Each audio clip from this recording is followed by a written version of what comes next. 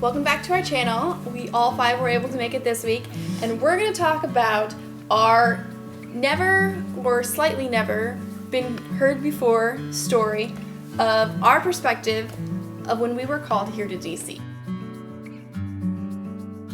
So you may have heard the story of how we moved to DC and how my dad got the call to move here. Probably from my dad's perspective though. So we wanted to bring you Emily's perspective of how we moved to DC and the reasons behind it. Because honestly, Johanna and I don't remember. I'm old enough to remember, but I have like mental blocks of that. The whole call started a few months, or I think a few months before the actual day of event, but I didn't really remember all of it because I wasn't paying attention. I just assumed Dad got really into maps. He's always been kind of into maps ever since we were little. I remember when I was 5 and he had his Rand McNally, I think, map. It's a big map, and he would always like flip through and look at everything. So I started praying about all these different places to go. I was like, You prayed about Washington State, yes, Fort Moresby. Oklahoma. Later we realized that there was a whole build-up that whole week and that morning, and my parents had like the secret communication code, and they were like locking eyes and like, this is, and we were like this is great true love. toast.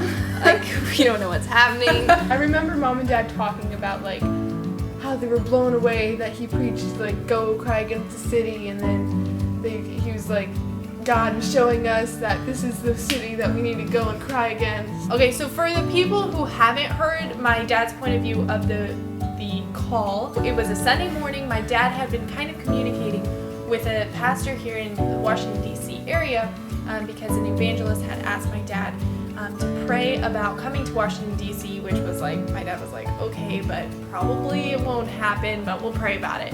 You know, the good godly answer, we'll pray about it. So they did pray about it, but he had been communicating, and right before Sunday school, I believe, he got an email from that pastor, communicating as in, my dad had sent him an email and hadn't heard back from him, and that Sunday morning, he did get an email from that pastor here in the D.C. area, and telling him that jump in, the water's fine, I think is what the email had said, basically. So when we went to church that morning, Uncle Leslie was preaching, and he preached about go cry against that great city.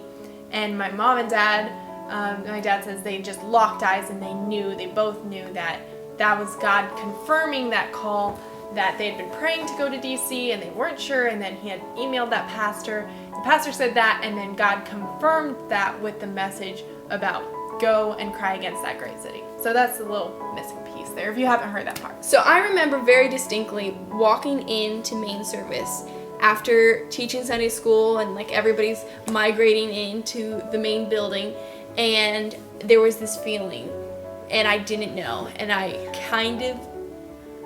don't know if it scared me, but I just was very much aware of it. And I saw my parents, and I knew something had changed. And I didn't have any idea what was happening, but I was like, something, Intuition.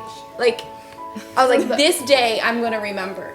And I don't know how I felt that. Yeah. And then I kind of forgot about it later, and then we were eating dinner, and we're getting towards the end, and he's like, guys, I have some really big news.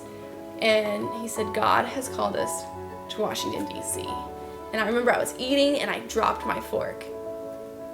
And I just stared, and I was like, got to be kidding me. Part of me was like, this is the best thing ever. I love politics. I love history. I'm gonna love going to DC. And then immediately I was like, felt so guilty, because I was like, wait, when are we moving again? It was weird how immediately I knew that I was gonna have to leave everything. Now I don't think I react that great to the news at all. I'm like, cool, I have no idea what anyone's talking about. But back then, I was like on it that day. That one day, I was like, I have got this feeling. He said after that we went to the room to go get changed because we were still in our like Sunday clothes, and everybody was like crying. Johanna, I remember specifically, Johanna was like actually like crying drops of tears, and Charity was crying, and everybody was like really sad. And I was like, why are you sad, guys? This is so exciting. And then we came back, and Dad was like, go for an hour and find out some fact. Oh my about goodness, DC. I remember that. Yeah. What? And so then we went away for an hour, and I like okay, that's sat just there. like a new memory that remember that part of that day. I don't remember really anything Yeah, else. I only remember really the remember sermon that a part. little bit, and I remember Dad saying, "Go and find something new." I remember But I that. don't remember anything else. We didn't have Wi-Fi. We didn't have have computers. phones. I was like, nothing. what? So I he's just like, go go find out. something new. This is us In our flipping history through our books. history books going, Johanna and I found out that DC meant District of Columbia. We were like, whoa. I Big have nothing. news, guys. That's so funny. Yeah. Oh my goodness. So that's what I remember about that day. I don't really remember anything. And then else. from that day on, my dad drew maps of DC and put them on the wall. Like, And we had to memorize it. We had to street memorize names. the street We names, had to memorize it. the Congress, the congressional buildings, the Library of Congress buildings. I remember thinking it was so hard, and I like memorized the rest of like all of that. Okay, so funny story. We had like a town hall meeting, first one, and we hosted it in New Guinea, and we had the Because- ambassador tell why. from DC. I Tell have no what- idea why. because my mom had so many kids, she was constantly contacting the embassy to get birth certificates. Yeah. And stuff. They were like, oh, we're going there, and we know you live there because all of your kids just got their passports renewed. And we're like, when you come down, can we redo them again? Anyway, so they were talking about Capitol Hill, and I was sitting there listening, and we lived kind of on a hill next to a village, and so I pictured Yeah. this hill, and Oh, yeah. they were talking about it's probably not a good place to live because you have such a big family, and it's not really a They're like, family all the area. houses are super small, so I just pictured these little tiny huts on a hill, on like a yeah. really steep road. Kind of like a Why did Dr. like the Seuss. Capitol was like on the top, and then all these houses are like sideways like on the Dr. side. Seuss. Like, this was Capitol Hill.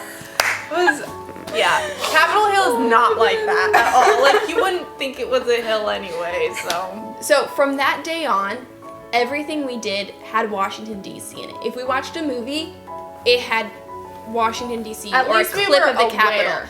If It's like we, once you learn a new word, you constantly hear that word. it Everybody was starts true saying though. it. Like all of a sudden, we had the whole ambassadorship come to our It was the city. first one It that was- had ever happened. It was weird. You know how we talked about how Charity and I really didn't have any memories of that day, except for the new one that we just remembered. Other than that, we have no memories of that. But we do remember when we told our church there in New Guinea. So we got the call in 2013, March of 2013. We left in July of 2014, and we told our church, I think it was like May of 2014. So we had to keep a secret for like over a year. It which was brutal. It was hard because we were actually packing up. Like we sent a crate that fall that we like, after all we of found our- out. We weren't allowed to tell anybody, and it's weird that no one picked up on it. I actually didn't know that we were sending things back in that container. What did you think we were doing? I with thought we them? were doing radio stuff. We always Put did radio stuff. all the books in a packed box. all our picture frames. We told the church we had some some people visiting us, so we asked them to leave early, and we kind of just did like everybody who was close to us in the church, and we told them that we were leaving in 2 months, and we already had the tickets, and we were packing up, and kind of broke the news to them like that, and it was really hard. Like it was basically like a house cry. and A we funeral. didn't just- keep like everybody was any of our I remember stuff. like Dad Yeah. telling it, and then all the ladies section just started like wailing, and I remember like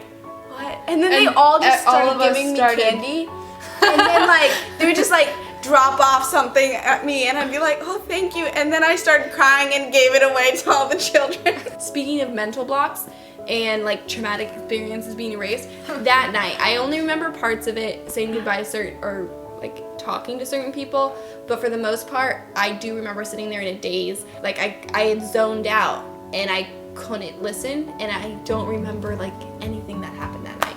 Like we did say goodbye. There was a hole for those 2 months. We basically said goodbye. Different parties people threw And- for us and things like that. But we're gonna save that for next time. So guys, don't miss our next video. We're going to cover the packing up and the crazy next 2 months that was 2 months. We fit a ton of stuff into that. And the move to the United States. So Gonna be don't miss awesome. our next video. Thank you for watching, and don't forget to like and subscribe and comment. These are all thumbs do up. all the things that they do. All right, we'll see you guys next time. Bye.